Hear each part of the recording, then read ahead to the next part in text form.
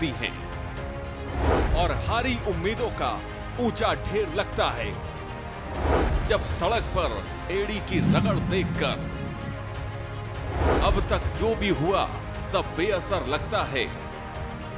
तब चिंतन से डगर होगी आसान, मंथन से निकलेगा समाधान। मंथन। नमस्कार, स्वागत है आप सभी का राजनीतिक खबरों के खास कार्यक्रम मंथन में। मंथन एक ऐसा कार्यक्रम है, आज के बाद हम लगातार आपके साथ लेकर ये कार्यक्रम को आएंगे।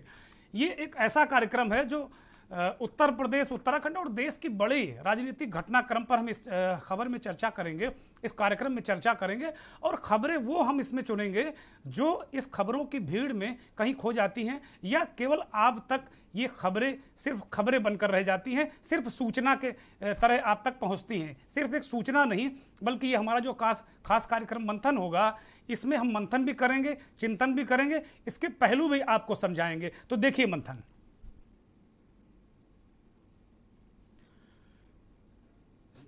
हम आपको एक महत्वपूर्ण राजनीतिक घटनाक्रम हम आपको राजनीतिक घटनाक्रम ये बता रहे हैं कि कुल मिलाकर जो उत्तर प्रदेश के दिवंगत मुख्यमंत्री कल्याण सिंह की कल 13वीं है अलीगढ़ में।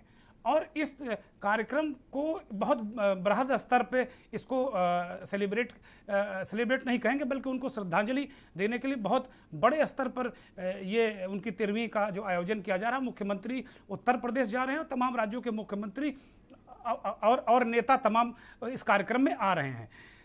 जहाँ तक मेरे पास जानकारी है कि इस जो 13वीं के कार्यक्रम में 1400 कारीगरों को भोजन और अन्य काम में लगाया गया है। एक बहुत विशाल पंडाल बनाया जाएगा अलीगढ़ में और लगभग तैयारियां उसकी पूरी हो गई हैं। इसमें करीब 1 लाख लोगों को के भोजन करने की व्यवस्था है। तो कल्याण सिंह के निधन के बाद से जिस तरीके से उनकी विरासत को लेकर खबरें आई कि उनके बेटे ने मुख्यमंत्री योगी आदित्यनाथ को वो विरासत सौंप दी और उसके बाद के जो राजनीतिक घटनाक्रम बदले, वो ये बात ठीक नहीं होगी कहना कि एक ऐसा मतलब हादसा या कहिए कि उनका निधन हुआ है, इस पर राजनीति ठीक नहीं। लेकिन राजनीति के जो चश्मे से लोग इसको जरूर देख रहे हैं, इसमें कहीं कोई संदेह नहीं। और जो विरासत की बात तुरंत आ गई, तो अब इसमें कहीं कहने में गुरेज भी नहीं है कि अब दिवंगत नेता की जो विरासत थी उसको लेकर एक तरीके से बीजेपी आगे बढ़ाने जा रही है। 2022 का चुनाव है। कल स्वतंत्र देव सिंह मुलायम सिंह के घर गए, उनका आशीर्वाद लिया और आज एक कार्यक्रम लखनऊ में श्रद्धांजलि सभा की गई भाऊराव देवरस न्यास के जरिए। ये कार्यक्रम गोमती नगर में आयोजित किया गया। लखनऊ के गोमती नगर में कार्यक्रम आयोजित किया।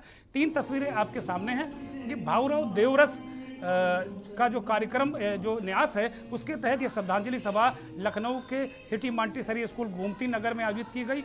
इसमें राजनाथ सिंह, मुख्यमंत्री योगी आदित्यनाथ और तमाम बड़े नेता, यहाँ तक कि दावा किया गया कि 40 छोटे बड़े दलों, संगठनों के नेता, प्रतिनिधि इस कार्यक्रम में शामिल हुए और दिवंगत नेता कल्याण सिंह को श्रद्धांजलि दी।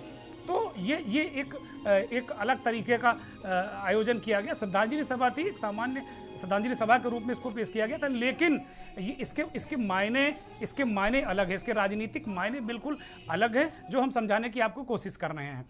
कल्याण सिंह एक ऐसे कॉम्बिनेशन, भारतीय जनता पार्टी के लिए एक ऐसा कॉम्बिनेशन थे कि हिंदुत्व का पोस्टर बॉय। कल्याण सिंह एक ऐसे नेता जो हिंदुत्व का पोस्टर बॉय और उसके बाद उनके अंदर जो अति पिछड़ों के एक बहुत बड़े नेता। तो मंडल और कमंडल दोनों का जो कॉम्बिनेशन था कल्याण सिंह के अंदर, वो अद्भुत था। भाजपा की राजनीति को बिल्कुल अद्भुत बनाता था।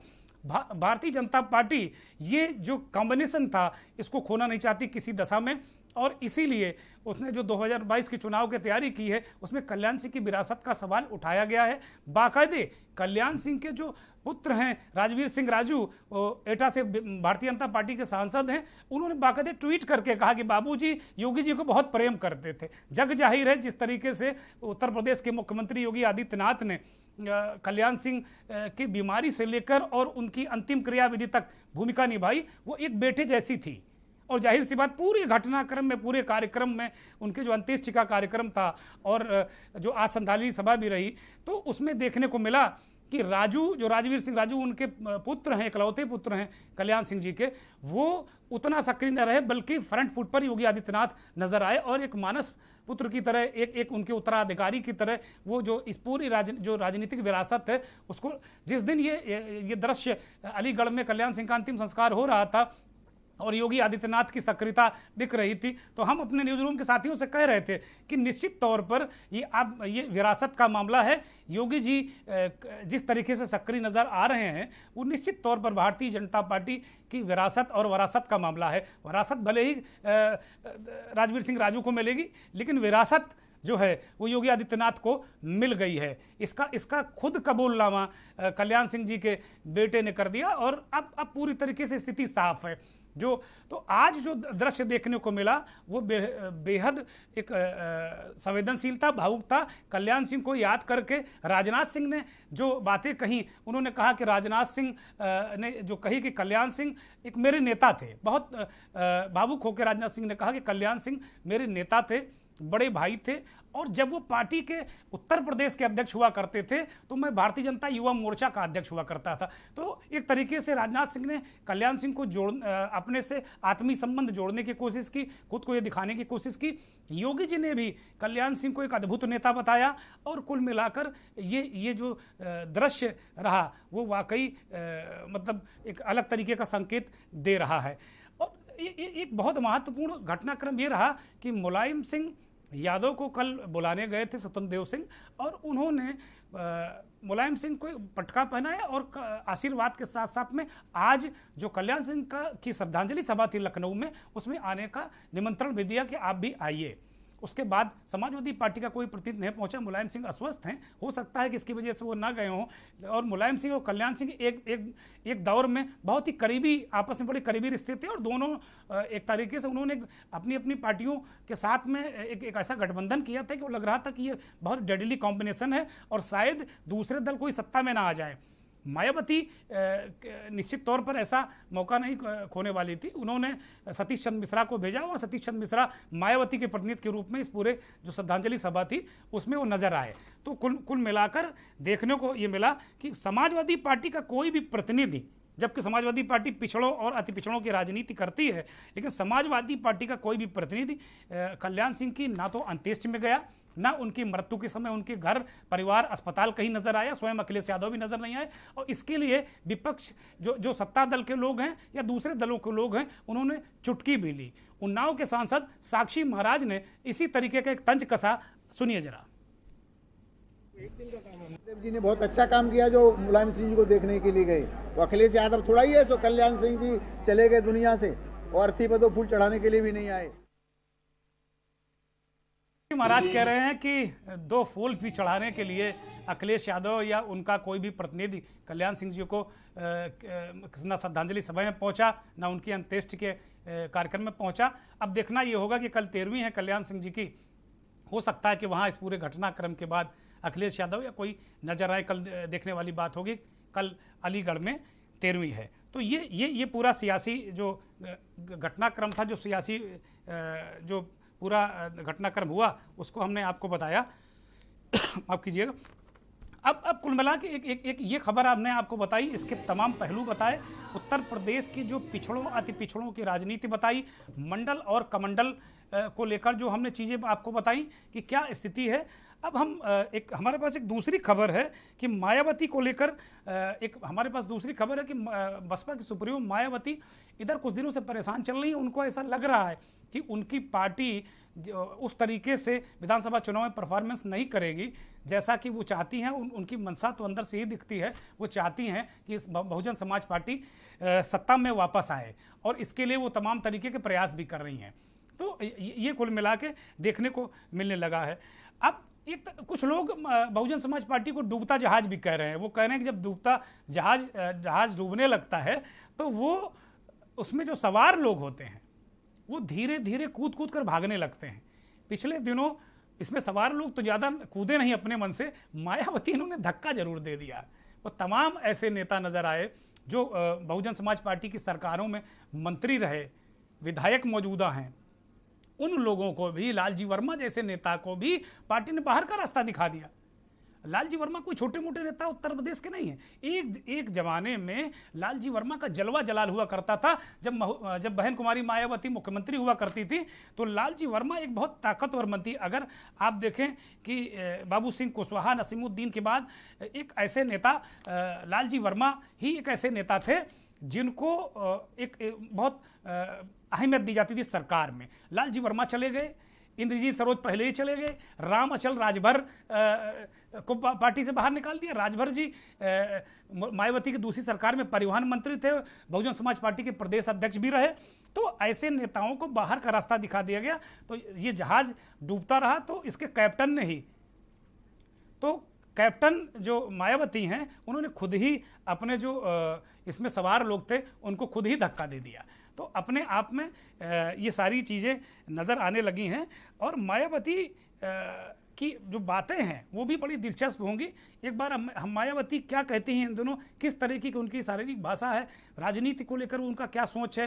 कभी वो कांग्रेस पे हमला करती हैं, कभी वो समाजवादी पार्टी पे हमला करती हैं, ये दिखाने की कोशिश करती हैं कि वो भाजपा के बहुत खिलाफ हैं, जबकि कांग्रेस और समाजवादी पार्टी तो मायावती पर कुछ बोलती नहीं है। अखिलेश यादव हरदम ये सवाल टाल जाते हैं।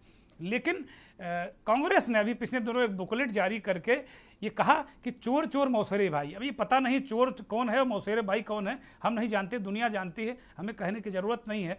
तो इस पर मायावती ने तंज कसा और बिल्कुल तिलमिला गई मायावती। उन्होंने इस बात को बहुत पुरजोर तरीके से खंडन किया और कांग्रेस को उसका आईना दिखाने की मायावती ने कोशिश की। जरा मायावती को सुनते हैं, फिर इस पर 2-3 बातें आपको बताएंगे।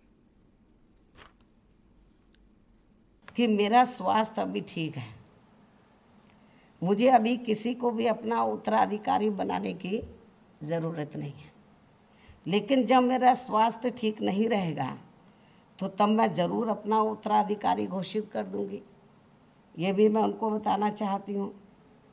और जब उत्तराधिकारी, जब मेरा स्वास्थ्य ठीक नहीं रहेगा या मैं इस लायक नहीं रहूँगी कि मैं पार्टी को चला पाऊँ, और जब मैं अपना उत्तराधिकारी घोषित करूँगी तो उस चैनल को भी बता दिया जाएगा, पूरे देश को बता दिया जाएगा। लेकिन जब मैं अपना उत्तराधिकारी घोषित करूंगी तो मेरा उत्तराधिकारी केवल दलित वर्ग से ही होगा। ये बात मैं कई बार कह चुकी हूँ और आज मैं इस बात को फिर दोहराना चाहती हूँ कि जब भी मैं अपनी पार्टी का उत्तराधिकारी बनाऊंगी या मेरा जो उत्तराधिकारी होगा तो वो केवल दलित वर्ग से ही होगा, जिन्होंने हर मुश्किल की घड़ी में मेरा व पार्टी का पूरी ईमानदारी व पूरे तन मन धन से साथ दिया है। अब बहन कुमारी मायावती कह रही हैं कि जो उनका अगला जो उत्तराधिकारी होगा वो दलित वर्ग से होगा। अब ये बात आई कहाँ से? अचानक ये बात मायावती जी को ये कहने की जरूरत क्यों पड़ गई कि उनका जो अगला उत्तराधिकारी होगा वो दलित ही होगा? पिछले दिनों एक निजी चैनल ने ये खबर चलाई कि मायावती रिटायरमेंट ले रही हैं, उनका स्वास्थ्य ठीक नहीं है और वो अपने जो भाई हैं आनंद, उनके बेटे को, जो एक समय नेशनल कोऑर्डिनेटर भी हैं पार्टी के, उनको एक तरीके से वो प्रमोट करना चाहती हैं। और जाहिर सी बात है, प्रमोट करना चाहिए। जितनी क्षेत्रीय दल है इनकी बुनियाद है कि भाई भतीजे चाचा ताऊ इन्हीं को प्रमोट करते हैं। कोई आम कार्यकर्ता इन दलों में कोई बहुत बड़ा पद नहीं पा पाता है, थोड़े दिनों तक स्थितियां रहती हैं। हो सकता है कुछ अलग लोग राजनीति में इनकी सरकारों में बहुत अच्छा पद और राजनीति का इनको मौका मिल जाए, लेकिन घूम फिर कर जो ये क्षेत्रीय दल हैं ये भाई भतीजे इसी की राजनीति करते हैं, ये इन्होंने साबित कर दिया है। ये कोई भारतीय जनता पार्टी या कांग्रेस पार्टी नहीं कहती है, बार बार कांग्रेस पार्टी भारतीय जनता पार्टी ये बात को नहीं कहती, ये खुद ही साबित कर देते हैं। तो मायावती ने इस बात को क्यों कहा? इसके पीछे सबसे बड़ा आरोप ये लगा कि पिछले दिनों जो राज्यसभा का चुनाव हुआ तो मायावती की पार्टी के 4-5 विधायक पाला बदलकर एक ऐसे उम्मीदवार के साथ में जा खड़े हुए जो समाजवादी पार्टी ने उसको खड़ा किया था। अब इसके बाद मायावती ने उन लोगों को बाहर का रास्ता दिखाया तो उन लोगों ने भी पलटवार किया और कहा कि जो सतीश मिश्रा है ना, भारतीय जनता पार्टी के साथ मिले हुए हैं। सतीश मिश्रा बहुजन समाज पार्टी के राष्ट्रीय महासचिव और मायावती के समय सबसे करीब, कभी नसीमुद्दीन, बाबू सिंह कुशवाहा और राम अचल राजभर, लालजी वर्मा, सुखदेव राजभर की बात करेंगे। अभी एक बहुत महत्वपूर्ण बात उन्होंने कही, बड़ा भावुक पत्र उन्होंने अखिलेश यादव को लिखा, 2 दिन पहले अखिलेश यादव उनसे मिले भी थे। सुखदेव राजभर मायावती की एक सरकार में विधानसभा अध्यक्ष हुआ करते थे। तो इतने बड़े बड़े नेता या तो रिटायर हो गए या अपने आप को बेबस मान रहे हैं। मायावती को इसीलिए कहना पड़ा कि जो हमारा उत्तराधिकारी हो दलित वर्ग से होगा, क्योंकि जो सबसे बड़ी बात यह है कि मायावती ने इस बात को इसलिए कहा क्योंकि मायावती को ये लगने लगा था कि पार्टी में जो सतीश मिश्रा हैं वो ओवर शैडो कर रहे हैं, और जो भी लोग जा रहे हैं वो आरोप लगा रहे हैं कि सतीश मिश्रा और मायावती ने बाबा साहब का मिशन, काशीराम का मिशन बेच दिया। एक ब्रेक पर जाएंगे और ब्रेक के बाद बात करेंगे मध्य प्रदेश की। आप देख रहे हैं के न्यूज, खबरों का सारथी।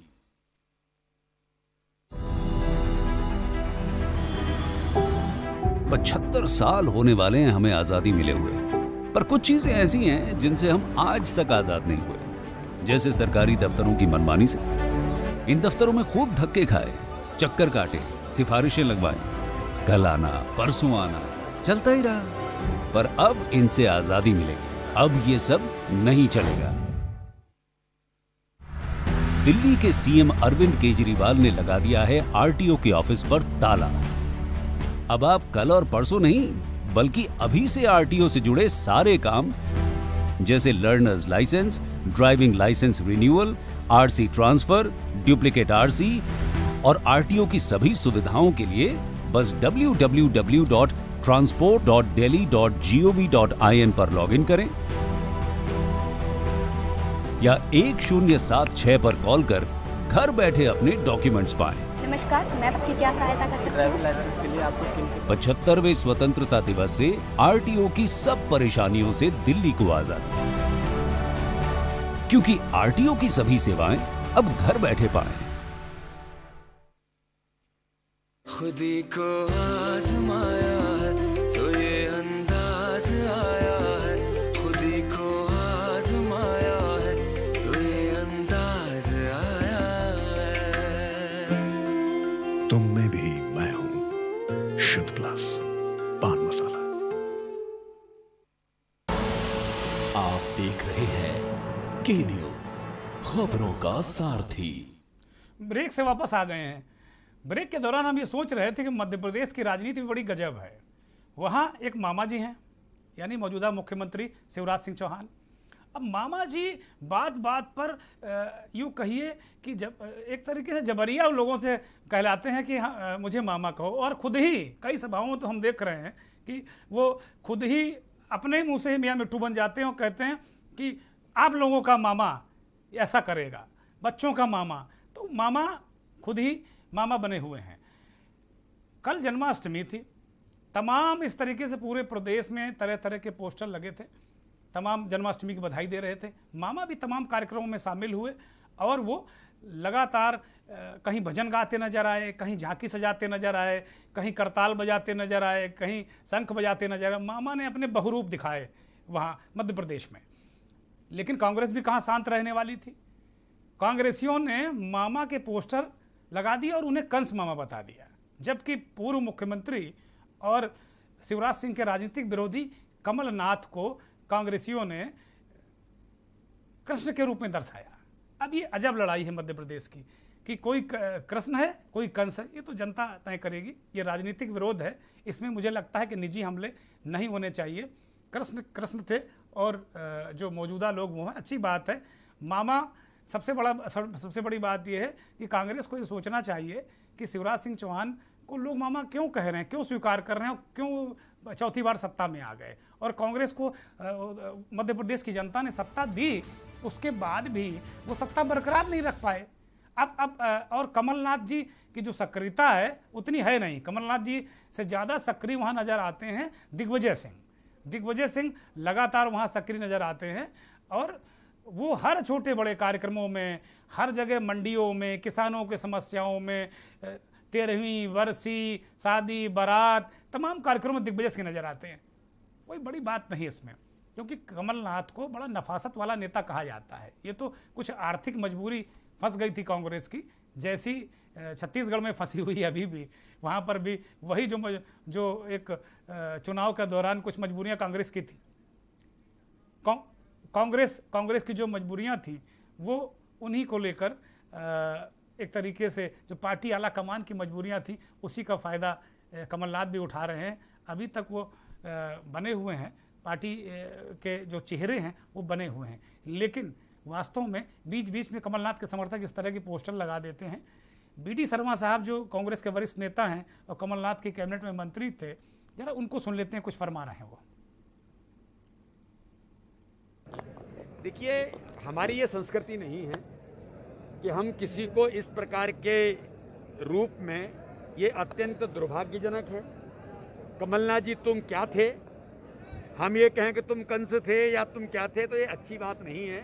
आप मध्य प्रदेश के पूर्व मुख्यमंत्री हैं, आपके लोगों को, जो लोग इस प्रकार की बातें करते हैं उनको शर्म आनी चाहिए। और कोई कहीं ना कहीं कुछ तो है इस प्रदेश के अंदर, राजनीति में कोई मूल्य है कि नहीं है? राजनीतिक स्तर गिरा रही है। बिल्कुल राजनीतिक स्तर गिरा ही नहीं रहे। इन्होंने राजनीति को बिल्कुल खत्म कर दिया है, उन सारे मूल्यों को खत्म कर दिया है। इनको तो केवल सत्ता चाहिए, सत्ता के लिए मरे जा रहे हैं। तो सत्ता ना आपको मिलने वाली है और आगामी समय में आप जो करना है वो करते रहिए, लेकिन भारतीय जनता पार्टी अपना काम सबके विकास के लिए, सबके कल्याण के लिए कर रही है, चाहे हर समाज वर्ग के लिए। वो लगातार अपने दिशा में हम काम करते जाएंगे, काम कर रहे हैं। माफ़ कीजिए, क्योंकि हमें लग रहा था कि कांग्रेस के नेता का बयान है, लेकिन ये बयान तो भारतीय जनता पार्टी के मध्य प्रदेश के अध्यक्ष BD शर्मा का था। तो BD शर्मा ने किस तरीके से कमलनाथ पर वार किया और कहा कि देखो भाई, राजनीति है, राजनीति करो, लेकिन व्यक्तिगत रूप से इस तरीके के हमले मत करो, क्योंकि ये बात ठीक नहीं है। अगर भारतीय जनता पार्टी इस पर उतर आई तो फिर बहुत मुश्किल हो जाएगा, फिर इज्जत बचाना मुश्किल हो जाएगा, क्योंकि भारतीय जनता पार्टी के पास भी कई ऐसे पुलिंदे हैं जो वो खोल कर रख सकती है। अचानक हो सकता है कि नरोत्तम मिश्रा आ जाएं और कोई नया कुछ लेकर कोई पुलिंदा वो खोल दें। नरोत्तम मिश्रा मध्य प्रदेश के गृह मंत्री हैं और जो सरकार पर जो भी कुछ आपदा विपत्तियां और जो कुछ आता है तो वो एक चेहरा बनकर आ जाते हैं। और खाली मध्य प्रदेश की बातें वो नहीं करते, वो पूरे देश की बातें करने लगते हैं नरोत्तम मिश्रा। अगर कहीं अफगानिस्तान में कुछ हो जाएगा तो उस पर भी बयान देते हैं। खैर, मध्य प्रदेश से अब चलते हैं, जो पहाड़ का राज्य है, हमारा पहाड़ प्रदेश है उत्तराखंड, और उत्तराखंड की बात करते हैं। वहाँ के युवा मुख्यमंत्री पुष्कर सिंह धामी इन दोनों बहुत मेहनत करते नजर आ रहे हैं।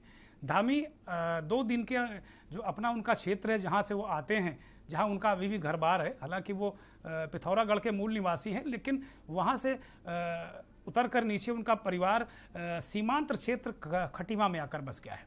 खटीमा वो इलाका है जो भारत और नेपाल का सीमावर्ती इलाका है और यहाँ की समस्याएं भी बहुत हैं। और धामी एक तरीके से खटीमा में उन्होंने डेरा जमा लिया और काफ़ी दिनों से जम गए, यहीं से वो विधायक भी हैं धामी। तो 2 दिन के अपने मुख्यमंत्री बनने के बाद वो उनका अपने 2 दिन के दौरे पर गए और आज उन्होंने तरह से लोगों से के साथ मिले, आत्मीयता से मिले, ये दिखाने की कोशिश की कि देखो मुख्यमंत्री मैं बन गया हूँ भले ही, लेकिन मैं वही पुष्कर हूँ जिसे आप पुष्कर कह के बुलाते थे। एक सभा के दौरान अभी वो संबोधित कर रहे थे देर शाम, तो कुछ लोग उनके करीब आना चाहते थे, मिलना चाहते थे, तो चूंकि अब CM साहब हैं तो कलेक्टर साहब झपट पड़े, उन्होंने कहा उनको रोकने की कोशिश की। तो पुष्कर सिंह धामी ने अपना भाषण रोककर मंच से ही कहा कि सुधीर भाई मैं आपसे मिलूंगा। जरा सुनिए धामी ने क्या कहा। चूँकि सीमांत क्षेत्र है हमारा ये खटीमा क्षेत्र, और यहाँ पर कल हमारे यहाँ पर 1 सितंबर 1994 जो खटीमा का गोलीकांड हुआ था, उत्तराखंड आंदोलन जहाँ से प्रारंभ हुआ था, उसकी बरसी भी है। कल हम उनकी शहादत को सब नमन करते हैं, हर वर्ष याद करते हैं। इस बार चूँकि मैं मुख्य सेवक के रूप में काम कर रहा हूँ और खटीमा उत्तराखंड आंदोलन की जननी रही है और ये मेरी कर्मभूमि रही है, तो मैं कल उनको शहीदों को नमन करूँगा। और यहाँ से जाते जाते एक बात और बड़ी महत्वपूर्ण, धामी ने भी जाते जाते इस बात को कहा और वो कल भी अपने क्षेत्र में रहेंगे। और जाते जाते एक और महत्वपूर्ण बात कि जो सीमांत क्षेत्र कटीमा है वहाँ से उत्तराखंड आंदोलन की चिंगारी निकली थी और वहाँ राज्य आंदोलनकारियों का स्मारक बना हुआ है। कल पुष्कर सिंह धामी उस राज्य आंदोलनकारियों के स्मारक में जाएंगे और उनको नमन करेंगे, उन्होंने जैसा कि अभी कुछ कहा। तो फिलहाल इस जो खास पेशकश से हम विदा लेते हैं। ये मंथन जो हमारा कार्यक्रम है, ये इसको और बेहतर तरीके से और दुरुस्त तरीके से और बेहतर कंटेंट, चटपटा कंटेंट लेकर आपके पास आएंगे। बहुत बहुत धन्यवाद, नमस्कार। है।